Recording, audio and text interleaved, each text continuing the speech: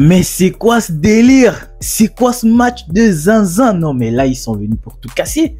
Hansi Flick, qui es-tu? Mais qui es-tu? Il a transformé le Barça au Bayern de Munich. Parce que ça, ce sont des scores que le Bayern nous habitue à voir en Bundesliga. Mais c'est une dinguerie, il n'y a rien à dire, c'est une dinguerie. Parce que là, on voit clairement la main de Hansi Flick. C'est-à-dire, il y a une grande différence entre le Barça sous Xavi et le Barça sous Hansi Flick. Déjà, dès la pré-saison, il nous montrait déjà des petits signes. Et en plus, l'effectif n'était pas au complet. On le disait qu'il n'y avait pas encore les tauliers de l'équipe.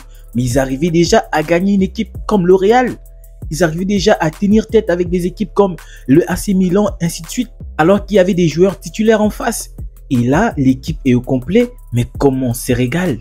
Mais comment on se régale? Et il y a une petite remarque. On voit que Ferran Torres a commencé au banc. Parce que la plupart des matchs du Barça, lorsque Ferran Torres commençait, on voyait que l'équipe était déséquilibrée et qu'ils encaissaient facilement. Bien qu'ils finissaient par remonter parce qu'il y a des changements qui sont effectués après.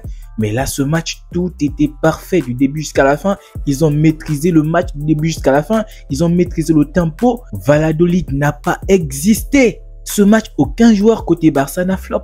Tout était parfait, tout était correct, tout était incroyable. Mais c'est une dinguerie. J'ai rarement vu un match aussi agréable à regarder. Du Barça, bien évidemment, parce qu'on s'était habitué au Barça de Xavi qui te marque un but et qui te fait un bus derrière. Le grand Barça, on sait que le Barça, c'est tiki-taka, c'est la justesse, c'est la technique, c'est la fluidité. Et c'est ce qu'on a vu dans ce match.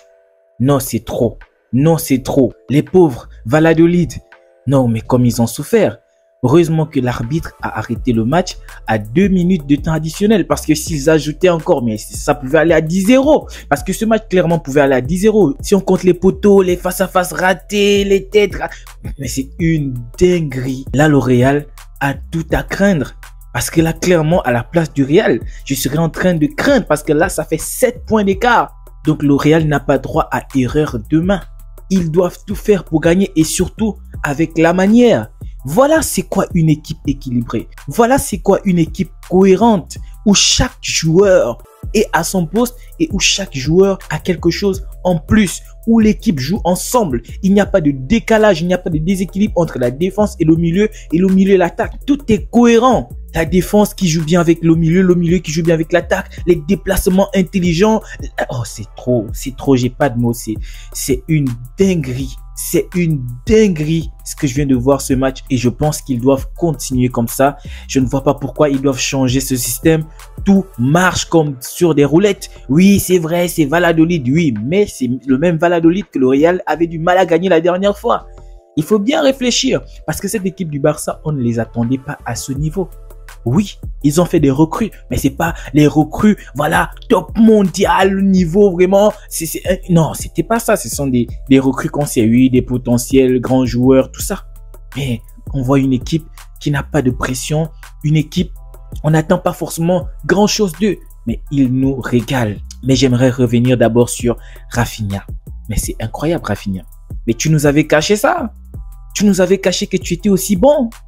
Mais c'est le Rafinha qu'on avait recruté depuis. C'est le Rafinha qu'on attendait depuis. Parce que depuis le match avec le PSG en Ligue des Champions, mais Rafinha est devenu monstrueux.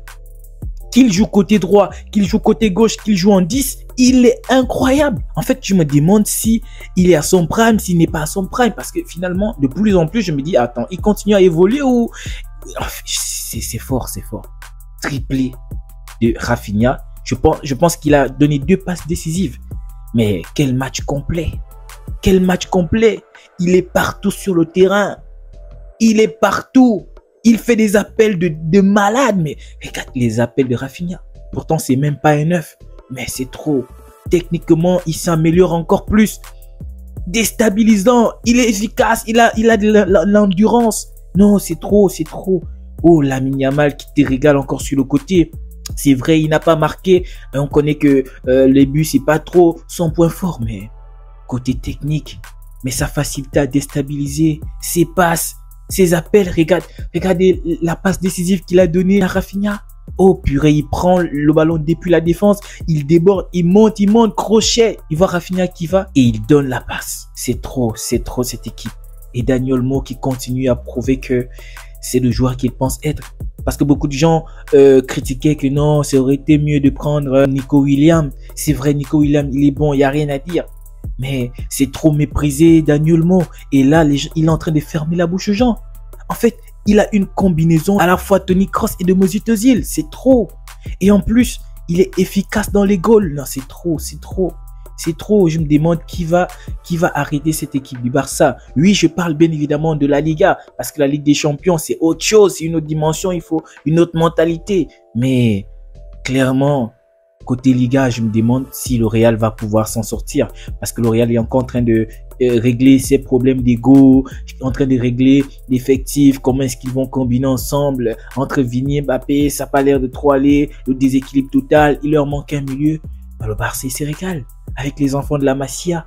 Mais c'est trop, c'est la punition qu'ils ont fait à cette équipe de Valladolid. Ça, c'est le carnage, ça, c'est l'humiliation. Là, ils les ont chicotés comme des enfants. C'est trop, ça, c'est un manque de respect. C'est trop.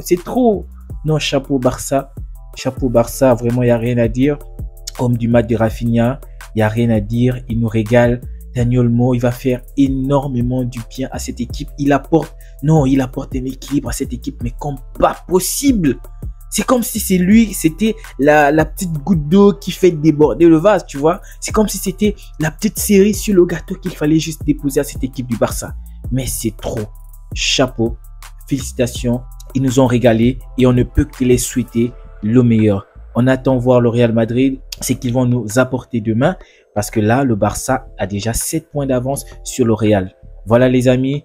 Merci d'avoir regardé cette vidéo. N'hésitez pas à liker, à vous abonner et à me dire ce que vous avez pensé de ce match en commentaire. Et on se dit à plus pour une nouvelle vidéo débrief. Ciao.